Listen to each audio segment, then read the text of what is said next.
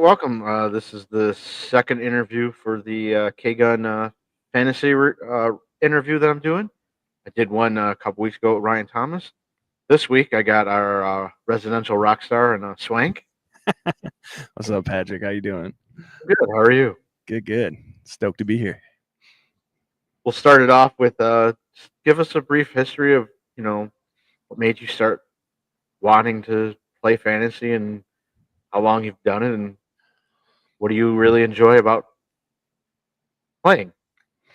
I think I started because I'm a glutton for punishment, and I don't know what it is, especially with our league, man. Like I am decent.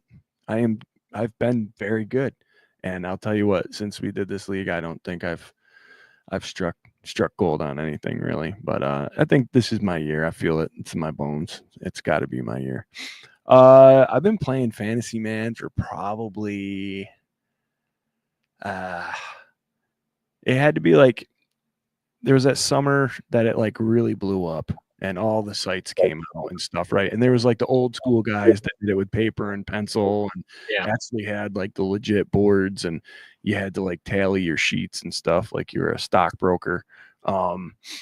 And it was after that for sure. But once it came into existence and everybody was playing and it was like getting there, I was like, man, what a genius idea to like market this so that you started giving a shit about teams that weren't your team, right? Because like aside from the big names, dude, like hey, I knew Calvin Johnson was a monster, and I knew this quarterback and that quarterback. Probably outside of like the AFC East, there wasn't a whole lot aside from the big names that I was paying attention to or really caring about. Everything was Bills. I knew everybody down to the practice squad on the Bills every single year. But like anywhere else, I'm like, who cares? I don't care unless we're playing them. But this thing came along, and it was like all of a sudden, I'm like that second string running back for the Atlanta Falcons that I've never heard of. Like, I need him to get 5 yards. Like, it's real bad. So yeah, it's had to have been like, God, 10, 15 years at least. I've been playing. And I think it's, I've never played it to make a ton of money or, I'm not big into like DraftKings or any of that stuff. I think I use like some free credits and messed around with that for a while, but really like it's just about bullshitting with your buddies and getting to, lord it over them when you beat them to a pulp. Yeah. You also get to make a little side bets. Yeah, side bets are good. Unless you got to eat a spoonful of cold SpaghettiOs. Like, come on, that wasn't that bad. Had to do it. I'd do it again any day. You thought it was going to be worse than it really was. Mm-hmm. Yeah. No, I mean, it's pretty much as bad as I thought it was going to be. So for those that are not knowing what happened with that, we started this thing on Swank is one of the hosts on the K-Gun report on every Tuesday night. Yep. And that show, if you haven't seen it, please watch it. Like, share, comment. Sometimes you get it entered into the Wheel of Death that I never seem to win, but it is what it is. But I beat Swank in fantasy bets. Yes. So it makes up for it. So we started this SpaghettiOs chug thing last year, and the Bills were winning, so we kept going with it. And every week, he was, you were saying you were going to do one, and you kept avoiding it. So I'm like, you know what? I'm playing Swank in fantasy this week. Let's make this a bet. If I beat you, you're off the hook. If you beat me or I beat you, you're chugging SpaghettiOs. And you know what? Man of your word, you lost and you did it. I'll tell you what, man, I would have done it either way. I just couldn't. I knew I couldn't push it off anymore. It was actually like the joke of the SpaghettiOs was great on its own, but then the inside layer joke of like me pushing it down the road and kicking the can down the road was kind of making me giggle too. So I think that was also one of the most highly viewed episodes you ever had because we knew it was coming at the end, and it was previewed, but the lead up to it was like, oh, he's trying to avoid this again, and then there's all of us in the comments. Oh no, you're not getting out of this. Next week. Tune in next week. No, man, it's fun. I think like well, thanks for the plug of the K-Gun. Appreciate that. Patrick's like one of those dudes that we become friends over the internet doing the show here, and just one of the funniest dudes I've ever met through a keyboard. So it was fun once we started doing the fantasy league. Really, I don't know. Do you know how the fantasy league came to be? So I think it was Scott that actually threw it out there, asking if anybody would be interested and if anybody had any time to set one up. And I will go. I got time. I'll set one up real quick. Yeah. And then we started talking about between Scott and I. Do we want to make 12 teams, 10 teams, what? And we landed at 12, obviously, because Bills and Jim Kelly. Yeah.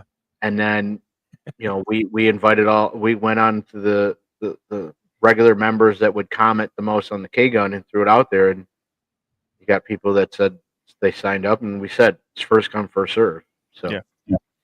So my just before that, we had been talking. Scott and Jared and myself were talking about it, and we really wanted to do more to like reach out and have a reason to like interact with people. Like we call them the OGs of the K-Gun Report, like you amongst King OG amongst the clan of them. But there's just been like a really core group of like I'd say like 15 to 20 people that have like just always been there since the beginning, since we were streaming to like 3 people, and then something happened where there was this like shift, that kind of like that shift we were talking about from that one site that everybody was getting kind of sick of, to like, let's go somewhere where people are like a little more positive, not like, bury your head in the sand, like avoid big issues, like and just frolic through daisies, but everybody can have an opinion. Everybody can feel free to talk about the game the way they want, and it's not death and destruction. The Bills are flying out of the air and crashing, burning every 5 seconds. Because we were really sick of that, and that's why we started 24/7 to even begin with. So anyway, finding this pocket of people that have been like family to us and so good to us and so fun and jokey and like can bust balls, I think, dude, you tell me, I think I've laughed all the time. We've raised a ton of money collectively for a ton of different organizations and people that are close to us. We've cried with Mark Maddox. There's a lot of stuff that we've done as a group collectively. And I wanted, and Scott and I, when we first started talking about it, like we needed something where we felt like the people that were there during the show, the OGs, could have something that would be like closer so that we could all interact all the time, or like, enough so that it wasn't, we don't want to be your guys' moms or anything, but like, interact enough so that it's friendly and fun. And we wanted that. So we kind of came up with that idea, and then Scott presented it to you, and that's basically where like the whole thing got legs. So like I said, he just threw it out in this random group, and I think I was just the first one that says, listen, I'm at home right now, I'm free, we go set one up real quick. And I started asking, what do you want? What do we want to do for it, scoring wise and everything? And then we started asking on the rest of the group who wants to be part of it. It's first come, first serve. Spots are filled. That's it. Mm-hmm. And we've had, just like any other league, we've had turnover and new teams just about every year. A little excited this year that we have a Corey and a Spartan. Yeah, that'd be great, man. That'd be great. It happens, man, and that's funny. Like with any league, I think that you're in, there's always that certain amount. There's like always that 1 or 2 guys that like either it doesn't fit in their schedule anymore, or whatever, for whatever reason they don't want to play. We always bust Jerry's balls because he flamed out of fantasy a couple years ago. Like I actually have never had the chance, I don't think, to play with. He's never been in our league, and him and Scott were in another league, and then Jerry was like done. He's like, I'm just done with fantasy. It's not fair, however he looks at it. And it makes me laugh because I get it. I get what it's like to be like half a point. Like I lost this game by half a point. Yeah. The other part of it's like, it's all like gambling to a certain extent. Nobody knows what's really going to happen. You just talk shit and you have fun, So I mean, like knowing players and knowing who to draft and pick up through the waiver wires is an important part of it. But let's be honest, I would say at least 90% of fantasy football is just luck.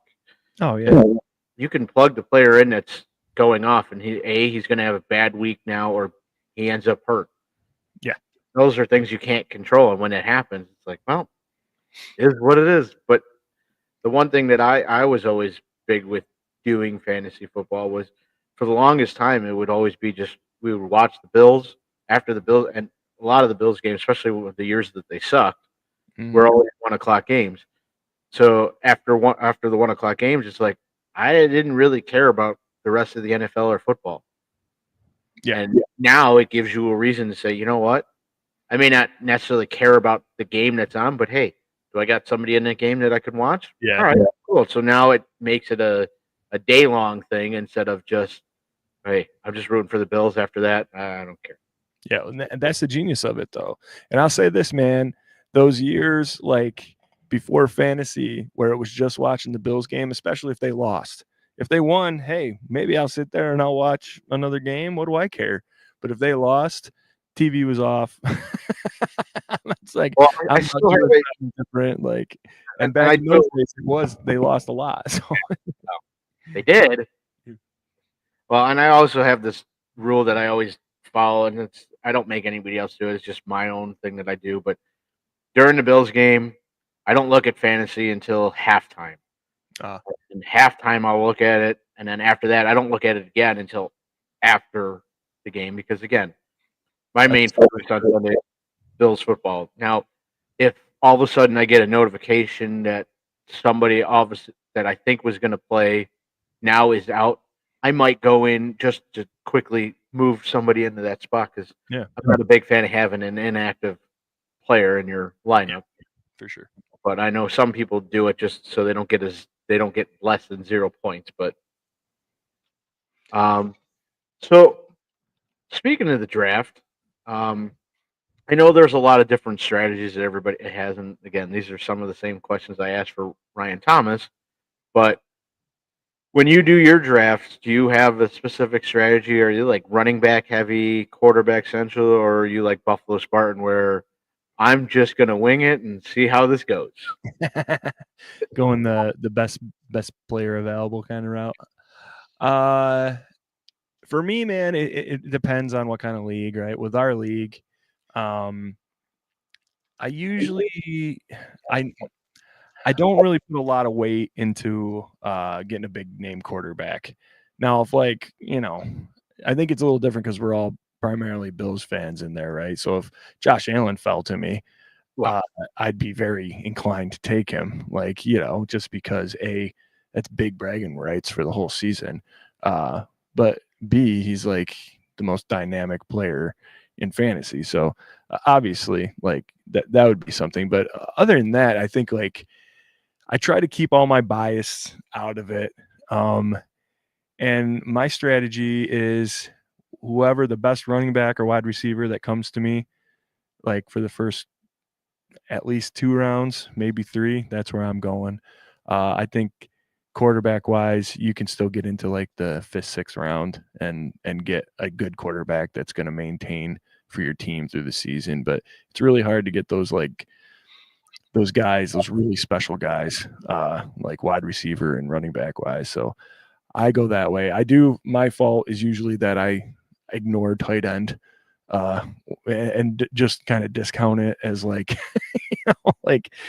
if you don't get the top 3 guys, they're just a guy to me. And I'd rather have a wide receiver that I think has more of a potential, or a running back that has more of a potential to rack up more points for me than going and getting a tight end.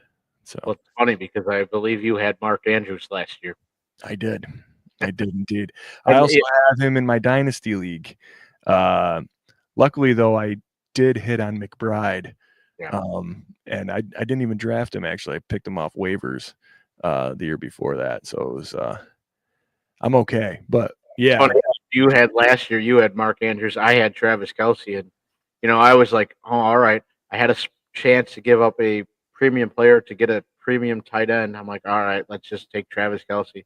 That was absolutely horrible. He was absolutely horrible last year. Yeah, he was mid.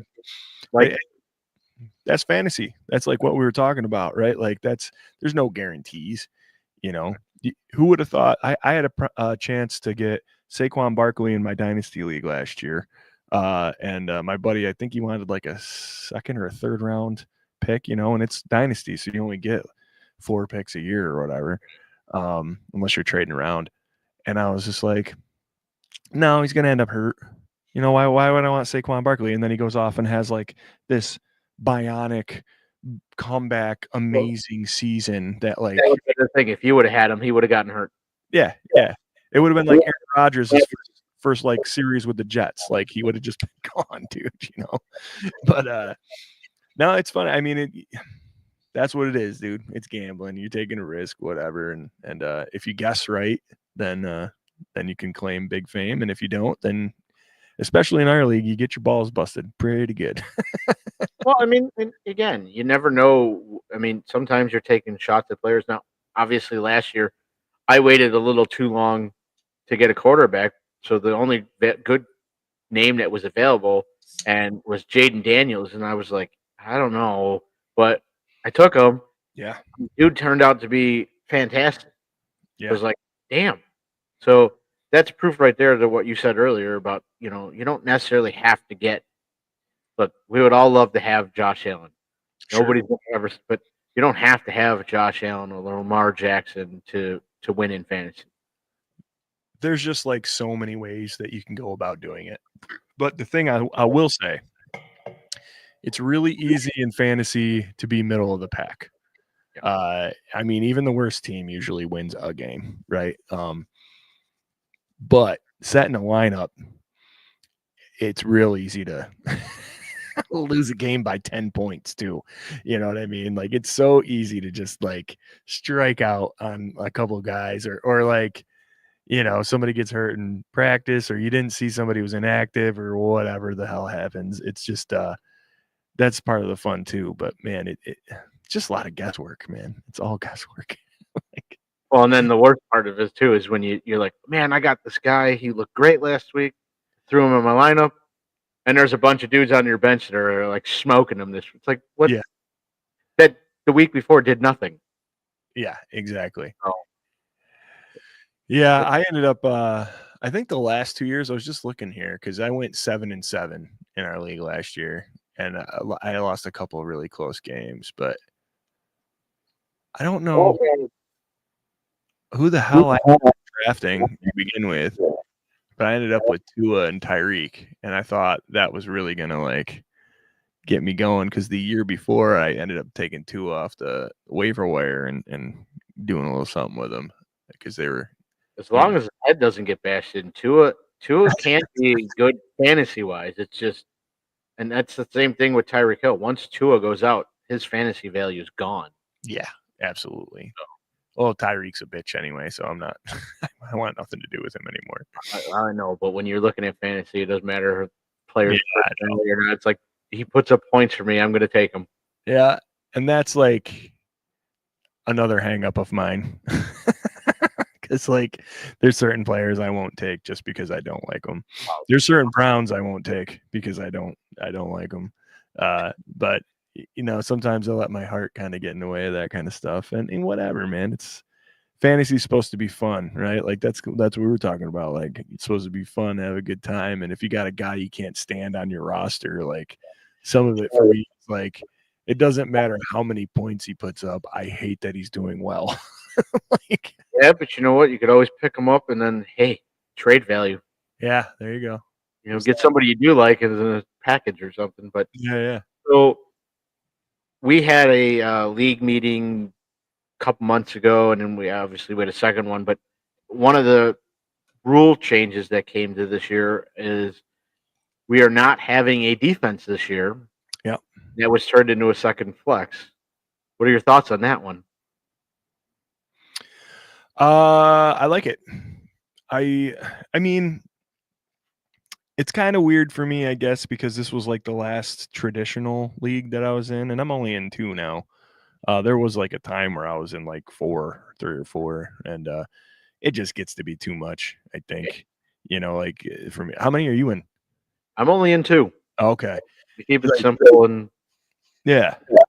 It gets to be, I think it gets to be too much, and like a couple of them that I was in was like I didn't even know most of the guys. I think like one guy, and so it was like, I guess I'm trying to win like my little bit of money at the end of it, but I don't really care about it that much, like $20, or whatever. And yeah. but so I guess to answer your question before I get off on a tailspin here too much, this was like the last traditional one that had like a full lineup, like a full traditional lineup that I was in my dynasty league. It's it's all wide receivers, running backs, quarterbacks, tight ends. So if it's not that, it's a flex for one of those positions. And yeah, so I think it's kind of fun, like being forced to get like a defense sometimes, and whatever. But points are fun, dude, and that's where the NFL's going, right? Like, let's go. Most of the time in fantasy, defense don't really score a whole lot of points. You're just hoping they don't go in the negative. Yeah, exactly. The other league that I'm in is I call it the Orlando League. Adam Barasco's in that with me, Oh, okay. even though he's not in Orlando. Yeah. But we did it a couple of years ago. We switched the tight end specific spot to a second flex. Now you can still use a tight end in any of the 2 flex spots, but it's just not a tight end specific spot. Yeah, and we did that because a lot of people were the same issue we had earlier. Is they were complaining there's not enough valuable tight ends. If you don't get the top 3, you pretty much don't have a tight end. Yeah. So, yeah, and let's call it what it is. It's almost the same way with defenses. If you don't get one of the top 3, but again, and it's always funny is none of the defenses that end up being like the top 5 in scoring at the end of the year were defenses that anybody really was targeting in the draft. They always end up being a free agent defense. Yeah. So yeah. I mean, I think that's the case for almost any position, though, too. I mean, but for defenses, it's like there's no backup defense. Right. There's no like got a defense on the bench that's like going to come in and save your whole season. It's like a collective of people that are working together, and either they got a great scheme and they work and they're good, or they don't, and maybe they'll figure it out, maybe they won't. I think in that respect, it's like you can have a third, fourth wide receiver that maybe there's an injury, or maybe he breaks out, or maybe and like something like that happens every year multiple times to multiple teams. So there's like a little bit more excitement in having a player draft like that, as opposed to like being like, well, I guess I'll take Miami's defense, knowing that like literally what I was doing every single week, like I just go to the waivers. Whoever was the highest ranked defense, they were my defense. Whoever's the highest ranked kicker, they were my kicker. Like, because I didn't get, one of the top 3 or 4 defenses. So, yeah, I like it. I think it's good. It'll be a little more strategy. Usually what I've done every year is it's streaming defenses, unless all of a sudden I had one where, hey, this week they put up like 20 points. All right, well, you get another week. And if they do it again, well, you keep going until you stop. Mm-hmm. And then it's also, you look at matchups. I mean, look, you have a high power offense going in. Even if you have a good defense, you're always just looking at it and going, do I really want to play this defense knowing that they have to play this high powered offense? Yeah. Even though they might be able to stop them, but they might not. Yeah. So, yeah. Well, and we're sitting here talking about that, man. That's why, football is the hardest thing to handicap. Like, look at anything in Vegas. Yeah. They can't get it right all the time. There's just no way. There's so many factors. There's so many ways the balls can bounce. There's just so much that can either go right or wrong during a game. And We know how the referees tend to influence things here and there too. It's very unpredictable. I would not have picked the Chiefs to have the regular season record that they had last year at all, and probably would have been very angry if I bet money on some of those games for them to lose and they won. Well, I think before we saw them play, I think a lot of us were thinking, man, they're going to be right there competing with the Bills. Yeah. Then we saw them play, and it's like, no. I don't know what anybody's talking about. This team doesn't scare me one bit. Yeah. Yep. Exactly. It's not the same Chiefs in the years past. There's something wrong. Sure. But look at like the Niners this year. Just fell flat. I mean, they lose a couple keys, but not anything that should have knocked them down as far as they were, right? And the injuries and this and that. But that team, for all intents and purposes, they should be right at the top of the NFC, competing for as long as Kittle and Ayuk and replacing Christian McCaffrey's not an easy thing to do either. So that's true. But he shouldn't have been your whole offense either. I agree. I mean, they should have learned that from when he was in Carolina. It says, hey, you might again. And Ryan and I touched on that a little bit too. Like Christian McCaffrey is one of those players, though, that I understand there's a risk when you take him because there's always that injury risk. But every player technically in the NFL has that at any point. Does he get hurt more often? Sure. But when he has a season where he's not hurt and he's playing every game, the dude's money in the bank. Yeah. So he's one of those players where it's worth taking, knowing, hey, this might not end well. Yeah. The thing is, depending on your league, somebody is going to pick him early. He's not going to be like one of those like round 3 value picks where everybody's like, dude, this guy's banged up. No way. I'm going here. You're going to have that one guy in the league that's like, oh, I bet you he's going to go off this year. And he might be right. Who knows? If you're in a league with me, don't got to worry about me. I've gotten burned by those kind of players too often. Also why I passed on Saquon Barkley last year and shouldn't have. But it's it all really just comes down to who you're playing with and who's on the board when you're up, man. That's it. Unfortunately, we're in a 12-team league, so sometimes you have to take a risk on a guy that you may not think will pan out just because, listen, 12 teams, there's not going to be as many studs on one team as there would be if there was a 10 or an 8-team league. So, what's your feeling on that, man? Like, you want the challenge, or do you want everybody to have the access to have like a home run hitter team? Oh no, I'm fine with because the Orlando League is a 10-team league and this one's the K Guns is 12. I'm fine with it being around that time. I think 8 just when you're starting off as a league for the first year, 8's probably okay because you're just trying to get it off the ground and see how everything goes. Yeah, but I think again this way you don't have just one team that just has all these studs and is just running away with it. There's still a chance for people at the end. And we've seen it in the past couple of years where, like, for example, 2023, we talked about this with Ryan Thomas, where he went into the free agents or in the waivers, and that's where he picked up Puka Nacua. Puka was never drafted.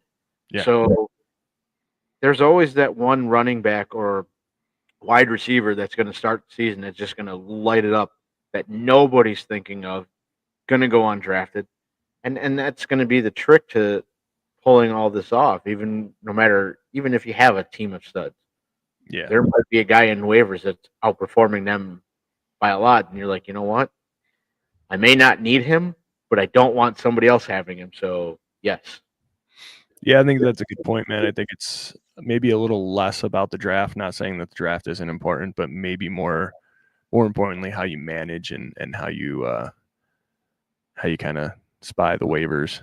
Well, ESPN does. It'll be beginning of August or middle of August, one of the two. They do the ESPN Fantasy Marathon that they do for like 2 days straight, and Mhm. at the very end they do a live mock draft and everything, and they talk about why each person took who they did, and well, it's fun to watch because then you can see the critique, and then you can sit back and make fun of them for being making a stupid player. Be like, hey, I know someone in our league that will do that, but it's also good because then you finally see people that are going to draft like you would in an actual draft. Because I do a bunch of mock drafts throughout the year, mainly to see where players are ranked, and then to see, if I decide I need to reach for somebody, I now know, hey, this guy's going around this round, so maybe an earlier round.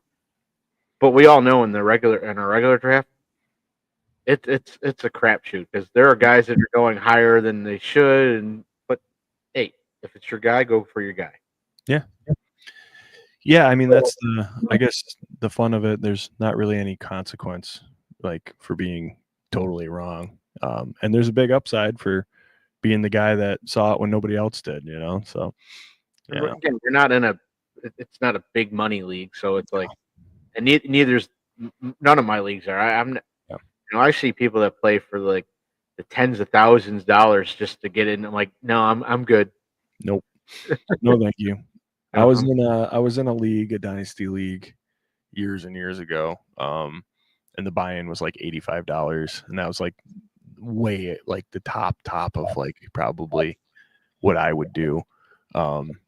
Actually, Scooter's got a league that's fun that I like. If he had an opening, I think he did have an opening at one point, and I just wasn't in a spot to do it. But I'd probably do that one. I think that it's right around like $50, something like that. I don't know. So I'd go there. That gives you a lot more motivation, I guess, to make sure your lineup's set. And I think really like with our league and where it is with like the little money that it is, at least it's committed. And I don't think we have a huge problem with lineups not being set, do we? You're the commissioner. No, I mean, for the most part, we don't. And then that was part of the meetings that we had. We discussed what to do. Last year, we had a little bit of an issue where we had, but again, the guy that was having the lineup issues was also going through a lot. So Yeah. we weren't really pushing it, but we did decide this year that, listen, if you're caught with multiple weeks like first week without an inactive player, you're getting a warning. The next one, you're pretty much locked out of your team for a week. Yeah. Because it's like you're clearly not doing. Then after that, we'll start fining you. But I don't know how you would do that. But no, you're locked out. Spaghettios, bro. Yeah. So speaking of the draft, and I brought this up with Corey and Spartan on our show last week, and with Ryan. Is there any like rookie or sleeper that you're kind of watching, and it doesn't have to be a Bills player, it can be or not, that you're watching to say, hey, I know nobody's really thinking of this guy, but this is a potential sleeper that I think could be really good. Sleeper wise for like the whole league, not Yeah. just the draft. Yeah. I think I don't know if you can consider him this, but I think with all of the question marks about how they're going to dispense the ball, and specifically, I'll go with the Bills, man. I think Khalil Shakir is like one of those guys that he could be like a sneaky mid round, like maybe even high mid round pickup. Because he is the most comfortable with Josh Allen. Josh Allen is the MVP. He's one of the highest scoring fantasy players in existence for the last however many years. And Shakir is his dude, been targeted the most, had the most yards last year, catches everything, yak king. I think that he could be a really good flex option. And kind of one of those sleepers where like I don't see a lot of people like really knowing what to do. Like everybody's gonna want Josh, everybody's gonna want James, but it's kind of like that Drew Brees situation when he was in New Orleans. Who the hell is he throwing it to this year? Who's the guy that's gonna get Find the most? somebody. Right? Exactly. Where it's like you know, you're not You're not putting Michael Thomas in every week because you don't know if Drew's going to connect with him this week or if it's going to be next week or if it's going to be Kamara, whatever. But I think Shakir is one of those guys consistently that can make something out of nothing, short balls, long balls, and anything. And he'll get his touches no matter what. And I'm not saying that, he's going to lead the team in receptions and yards and all that stuff specifically, but with Palmer, Moore, Dalton Kincaid coming off an injury, you got Knox still in the mix, you got Keon Coleman. There's at least 4 dudes that I just listed between Knox, Coleman, Palmer, and Moore.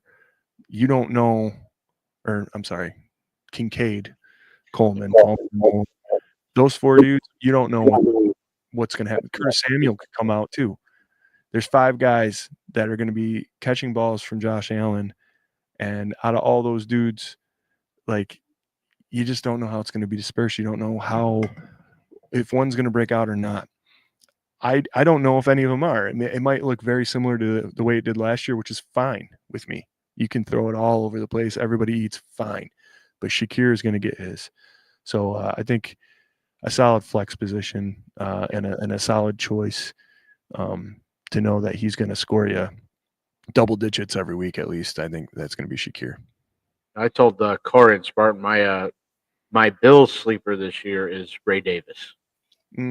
I think Cook's still going to do what James Cook did last season or even better this year. Hopefully it's better, but I'm still fine if it's the same as last year because last year was great. But I do think they're going to see more. Again, I think a lot of the stuff we did with Ray Davis last year was almost trying to see what he can do. Yeah. And I think they finally saw it, especially in the Jets game where Cook was out. Ray Davis was amazing. So I'm like, look, if we can get those two going and be a 1-2 punch for the Bills, that's just going to open up the passing game for a guy like Shakir or Moore. Because now they're going to shit, who's running with the ball? And I'd like to see some schemes where they have both Cook and Davis on the field to where they're like, damn, who's getting the ball? Yeah. I mean, I think ideally, man, having a 2 running back set like that and 2 dynamic running backs, which Ray still got some stuff to prove for sure, but it's there. That dude's a change, and he's a wrecking ball. Yeah. He'll move. I don't think Ty Johnson is a dude that you can really sleep on that much either. I don't think he gets enough touches to warrant playing a lot if you were to draft him in a fantasy league. But yeah, man, I think Ray could do it for sure. I mean, we've seen it with the Detroit Lions the last 2 years where it was Gibbs and Montgomery. You literally could have had either one of those 2 on your fantasy team, and you were fine. And it's like, well, it's a running back by committee. Yeah, but they're both scoring touchdowns every week. They're both getting almost 100 yards. I'd love for the Bills to be in that situation because look at what it did for Jared Goff. That opened up that passing game for the Lions big time. So now, again, I know we don't have right now we don't have a St. Brown type receiver. Well, not one that we know for sure. I mean, Palmer has the potential to be that, and so does Moore, but we've never seen them with the Bills. So to say that, it's too early to say that yet. But who knows? Who knows? Indeed, I think we were talking about this last week, Scott and I. But I think the Bills have more faith in Palmer right now, just due to the way the contracts were lined up. But Moore is he's so intriguing to me, man. And I think he loves that he's here. He loves that he's got a quarterback. Not that any of these dudes don't, but he has not had this guy. He has not had a Josh Allen caliber. He hasn't had a mid-tier quarterback that was worth a damn to throw him the ball. And man, it would just be real exciting to see one of those, even if you put him, I mean, Coleman's going to get the breaks that Coleman gets, right? He's here for 4 years. He's going to be on the field unless he really screws up like a Kyer Elam kind of level of thing. But I don't see that happening. I think Coleman's going to take that next step. He's already got the leaner muscle and the speed and all that stuff. But I think between Palmer, Moore, and Curtis Samuel, man, one of those dudes breaks out, like Yeah. it's gonna be hard for a Well, defense. you nailed it on the head. Is Moore has never had a quarterback of this caliber playing for. And I'm not saying that Justin Herbert's not a bad quarterback, but Palmer has experience playing with a good quarterback and Yes. Herbert. So now, granted, he didn't get as much opportunities in with the Chargers as he would like, and I think that might be fuel for him now that he's got an even better quarterback. But Herbert's not a slouch, and so he knows what it's like to play with a quality quarterback. How long until you're gonna start talking about the Chargers curse here? Because I mean, I'm sure you've heard me talk about like Philip Rivers type thing, like Philip Rivers types quarterbacks, like they drive me up a wall because usually announcers are so far up their ass about how amazing they are and how great they would be if they had a team around them and like all this stuff where they always fall a little short, and nobody wants to blame them. But if you turn your binoculars to the north and the northeast, any quarterback that's been in Buffalo, including a Joshua Allen, uh, he has to prove that he's a superhuman alien for 7 seasons straight before anybody finally is like, well, I guess he's the MVP. Meanwhile, you got Herbert out there. He really hasn't done anything. We know he's got an arm. He gets banged up. He can play, but he can't, for whatever reason, that team cannot get anywhere further than where they are. Well, and I think last year showed there's more talent in Herbert than the Chargers are utilizing, and a lot of the stuff he had before then was, let's be honest, we always said it was probably Keenan Allen was a big factor in Justin Herbert's success. Well, Yeah. last year he had success and he didn't have Keenan Allen. Yeah. So I'm with you. We still need to see a lot more from him, but at the same time, also the one knock that's in Justin Herbert's, or I won't go to defense for him, because let's be honest, his coaches suck. I mean, Yeah. Harbaugh's probably the best head coach he's ever had. So, and that was only 1 year with him. So let's see what they do now. But going forward, well, I don't even know how effective Harbaugh is going to be because I hear he's going through a bunch of health issues. Yeah. So is he focused on football, or look, comes to your health, you focus on that first. If all of a sudden McDermott said, "I got to step away to take care of my health," I'm not going to want to see that. But you being healthy is more important than anything. Because again, good to us dead. Yeah. But Absolutely.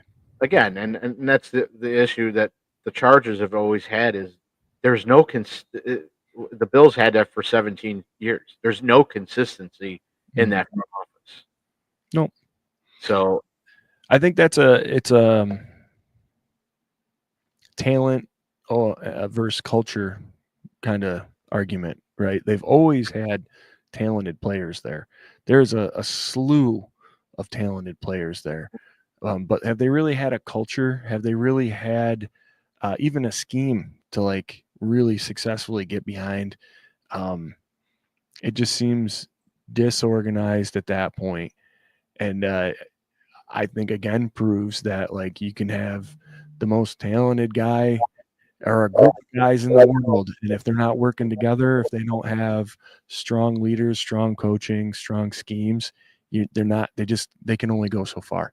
right. You gotta have that. Like each player can have that extra dog in them, but if they're not communicating, it's just not going to happen. So Let's just go to this. The Bills have, and it's not just for football. I think the Bills should be the blueprint for any sports team organization. So if you're in the middle of a drought or you can't seem to get, what do? Well, you number one, you need a culture to come into that locker room. Number one, and then number two, if your head coach and GM are not on the same page, I don't care who the coach or GM is, it's never going to work. So the Bills ultimately firing Doug Whaley and telling Sean McDermott, "Hey, who do you want as the GM?" I think that worked out great because again, now he's not going to recommend somebody that's not going to work with him, and he's not going to recommend somebody that is completely trying to do the opposite because they're trying to make a name for themselves despite what the coach is doing. Yeah. And that's one of the reasons the Bills have found success that they've had. And it's one of the things I've been saying for the last couple of years the Sabres need to do. Yeah. It doesn't seem like whoever you bring in as a head coach, that's great. But the coach and GM don't seem to be on the same page, and we're looking at the results. Nope. And it's Cleveland Browns. yeah. Yeah, fucking Browns. You want to push this to like a 2-hour episode? Is that what's going to talk about the Browns? I mean, again, culture. Yeah. You got to have a common thread for these guys to rally around. And think about any job that you've had, like, and not specific, yeah, but you can too, Patrick. But anybody out there listening, man, like, I'm not a rah-rah for my company kind of guy. I'm the guy that'll come in and I'll do the job that you're paying me to do, and I'll go home. And that's what I am. But you're going to get exactly what you pay for me, and I'm going to give you that because I'm cursed with a work ethic, right? I've never had a job where I've felt this rallying cry around my boss, but I also have never had a job where that was really necessary, right? This is a job where, like, and your job as well, right? Like, everybody's got to work together. Everybody's got to know what they're doing. It's real dangerous if not. And even in football, I think it's the same way, man. If you're shooting for a common goal, there have to be leaders there that are leading by example, not just telling you what to do, but showing you how they are as an employee, as a member of the team, as a man, like all of that. Not just say it, live it. And I think McDermott and Bean, man, they embody that better than anybody in the NFL. Yep. Nobody has been able to do it. And it seems like such an easy thing to do. It's a work, but it seems like such an easy thing to do, to be like, I want you to buy into what I see for this team. And I believe in you. And I want you to believe in us. And I'm going to do that by showing you how I live, that I care about you, and that everybody on this team cares about you, and that I'm going to do everything in my power for us to succeed and win and get to a place. And, there's a lot of this in the world and in the NFL. And these two dudes, that's not them. They got everybody on that team buying into that. And it also comes down to owners. Can you put your ego aside and stop trying to be the face of your franchise? Like, look, I get it. Jerry Jones found success, but it's like, God damn it, the minute the guy stops focusing on making the team about himself, I bet you Dallas starts winning more. Yeah, so I'm fine. He can focus on himself. That's fine. Oh, yeah. But I'm just saying, like... No, I know what you say, dude, yeah. It's the thing that Terry Pegula, I mean, you see it in both teams, the Bills or the Sabres. Terry Pegula is trying to be more hands-on with the Sabres because he's a huge hockey fan, and it's not worked. Yeah. The Bills, he bought the team just so the team could stay in Buffalo, and he pretty much goes, I don't know anything about running a football team, so I'm going to put you guys in charge. Mm-hmm. You run it. And there's success. So there's the blueprint right there, too. Yeah. Owner, stay out of it. Yes. Just sign the checks. Stay in your lane. Go there and hoist the trophy. That's all you got. Go around and say, hey, good job, fellas. Glad you're here. You know, other than that, you see Terry on them like embedded episodes where he's talking to draft picks. I don't even think he knows who these guys are. No, but I mean, look, every owner talks to the draft picks of every team. I know, but I'm saying it as a positive. Right. Like, he's just been, hey, we're real lucky to have you here, and here's Coach. I have no idea who you are, but hey, I'm lucky to have you. Come on over, man. And that to me, like, yeah, hands off, man, arm's distance. I think they did a great job, kind of getting that Rex Ryan, Doug Marrone crap all figured out, right? And they you had two shots, bang bang, and then all of a sudden you landed on McDermott. And when what did you feel like when they announced they hired Sean McDermott? Doug Marrone was still what Ralph Wilson hired. Oh, okay. He resigned because when Ralph died, he had a clause in his contract that if the ownership changed, he Then can opt out. he could opt out. He thought he was going to get a better deal. Yep. I don't think he knew what Terry Pagula was really going to do, especially when Terry Pagula goes, "I don't really know anything about football, but I'll own the team." Like, Yeah. okay, but Yeah. I think again, the Rex Ryan, that was just Terry trying to make a big splash right away. And look, you watch him on ESPN. I don't hate Rex Ryan. I still think it probably. I'm not saying it would have had the success that we have under McDermott with Rex, but I think if you could have gotten a GM that would have, worked with Rex, unlike Doug Whaley, where they were just button heads, Yeah. I think it could have worked. But also, I think the mistake that Rex Ryan made when he came in was he decided, "Oh, I have to make this my defense." He could have just left the defense to Jim Schwartz and say, "You know what? That's working. I'm leaving that alone." They could have just promoted Schwartz, and I think we would have been in a pretty good spot too. But again, I think that was just I think that was Terry just trying to make a big splash with a big mouth coach. But then he learns, he's like, "Listen, I need a guy that wants to bring in a culture with McDermott." And again, yeah, I did the same thing that most fans did. I took us, we watched how many coaches come in and out when McDermott was announced. I'm like, okay, great. I just, let's sit back and see how this goes. And then all of a sudden, hey, first year there, he ends the drought. So it's like, however, he did make a giant mistake benching Tyrod Taylor for Nate Peterman for the one game. Yeah. Again, I don't know what was going on in his decision for that, but damn, because you watched Tyrod go in the second half of that game, and Tyrod we would have beaten the Chargers that week. Yeah, for sure, man. But we got Josh Allen now. Yeah. Hey, it all led us to where we're at now. So, yeah, absolutely. But then think about it too. When you go back to the 17-year playoff drought, we may have not been good enough to make the playoffs, but we were never the worst team in the league. It's true. So true.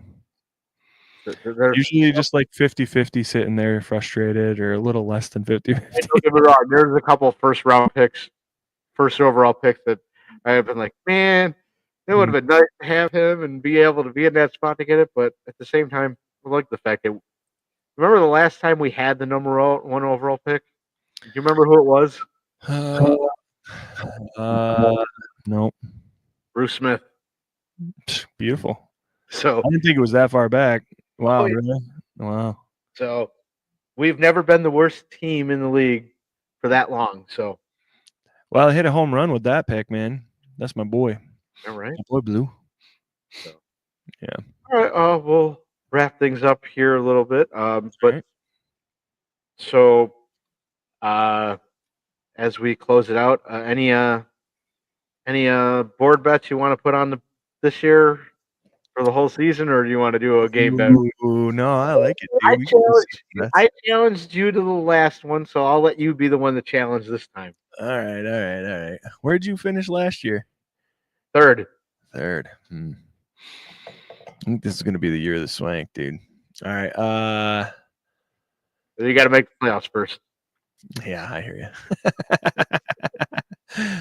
Let's go. Whoever has more overall points for the season. We'll just do regular season in case, not including playoffs.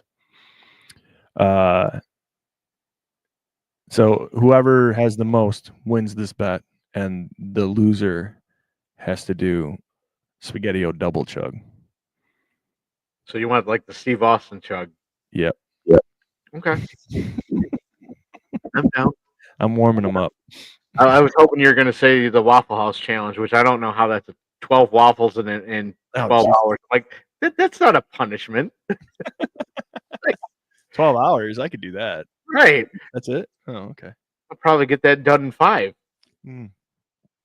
I was up at Clarkson University for an alumni weekend. One of my buddy's brothers went there, and he's very popular up there. And we went to a couple parties, and me and my buddy, we drank a little too much. And then the next day we went to this restaurant, and they had a pancake challenge. And if you ate this whole pancake, then like your meal was free. and it was big, but we were like The Uncle pancake. hungover and hungry, dude. And we were just going in it, and I literally ate like that much, like a pancake out of it. Like, What you're saying, it was the pancakes from the movie Uncle Buck. yeah. One had to come out with a pizza paddle in order to get it out of the pan. Yeah, exactly. It's like you go into it being like, I love pancakes, and you get like, I hate pancakes. I don't like these anymore. Well, this was good. Yeah, man, it's a fun time. Thanks for I having don't me. know. I don't know who I'm gonna have next week, but like I said, I'm trying to get every at least one team a week. So Have you gotten Scooter yet? no, I have not.